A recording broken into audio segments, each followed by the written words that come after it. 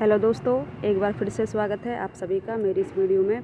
तो देखिए, इस वीडियो में मैं सिंपल सूट की कटिंग और स्टिचिंग बताऊंगी बहुत ही आसान तरीके से।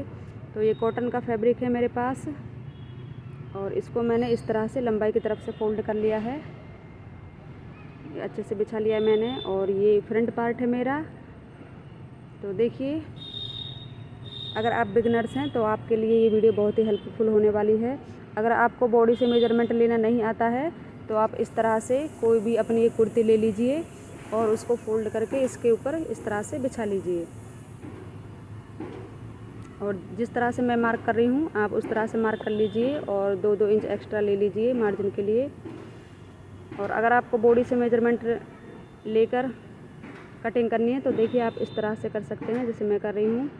तो ये मीडियम साइज़ के लिए ही कुर्ती की कटिंग कर रही हूँ मैं। तो आपकी जितनी भी फिटिंग हो आप उतना ले लीजिए और 2 इंच एक्स्ट्रा ले लीजिए मार्जिन के लिए।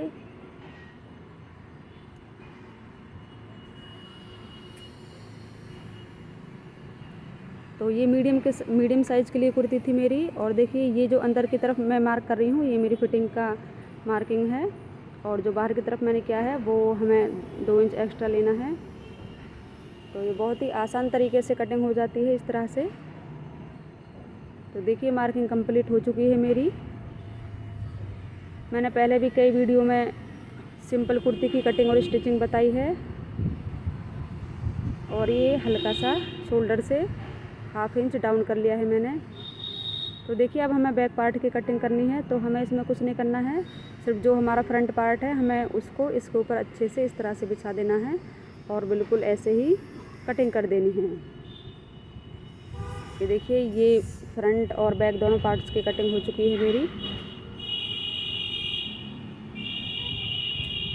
और अब ये मेरा फ्रंट पार्ट है और इसमें ये नेक बना हुआ है।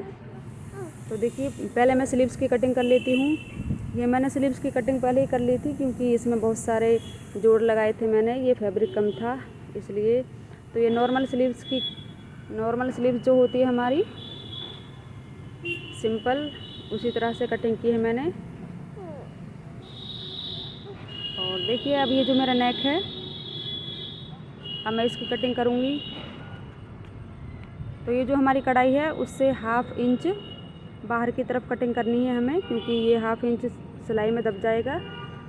तो ये मैं सिंपल तरीके से ही बना रही हूँ, इसमें मैं बुकरम वगैरह स्टिच नहीं करूँगी। तो देखिए, इसी कुर्ती का ये जो बचा हुआ फैब्रिक था इसको मैंने फोल्ड किया है इस तरह से और नेक को इसके ऊपर इस तरह से बिछा लिया है।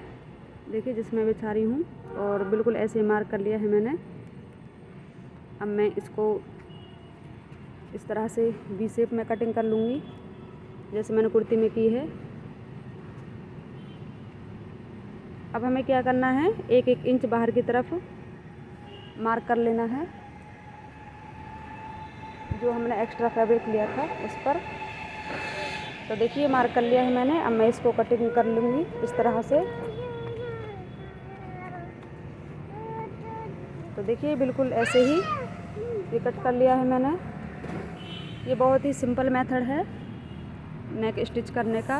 तो अब हमें क्या करना है, देखिए इस तरह से कुर्ती को रखना है और जो हमने पट्टी कट की है इसको इसके ऊपर रख के स्टिच कर लेनी है। तो देखिए, मैंने स्टिच कर ली है और रॉन्ग साइड में टर्न कर दी है तो मेरा नेक रेडी है। अब ये मेरा बैक पार्ट है तो इसका बैक जो नेक है मैं उसको सिंपल ही बनाऊँगी। तो देखिए, इसकी चौड़ाई मैंने 4 इंच ली है और इसकी लंबाई 5 इंच ली है। और इसको गोलाई का शेप दे दूँगी मैं और यहाँ से कट कर लूँगी। तो ये कटिंग हो चुकी है मेरी नेक की, देखिए इस तरह से।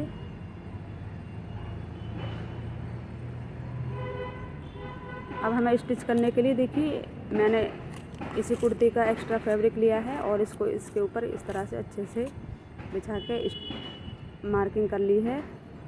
अब हमें क्या करना है, 1-1 इंच बाहर की तरफ मार्क करना है इस तरह से जैसे मैं कर रही हूँ। ये मैं बिल्कुल सिंपल तरीके से बना रही हूँ नेक। आप चाहें तो इसमें कैनवास बुकरम वगैरह भी लगा सकते हैं।